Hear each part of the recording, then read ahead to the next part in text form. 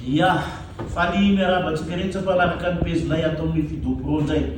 Mazava ho azy moa zany ny tenanay no eto amin'ny fahita ino moa zany izy ty fahita lavitra sa fahita Facebook sa fahita page zay.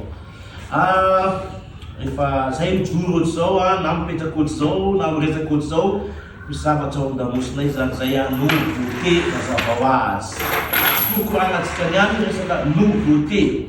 Nouveauté-tsika efa ho ambadibadika daholy tsy ho ela ny sainano zany zao tsy ho ela ny ray vainy mazava ho azy efa hitasika dalodalo any ao koa ny an'ny Sankateboy ny Silvana tena karazana lavitra pezina atao Fido Pro zany efa tonga divina efa ny festival zay nouveauté-tsika rehetra fa raha tena vokatra tsara ohatra ny fataonay hatramin'izay Jika Luinaire ambadiky ny kirakirahany raky raky vidéo iany makasitraka lehibe nareo zao zany magalaky pazinay.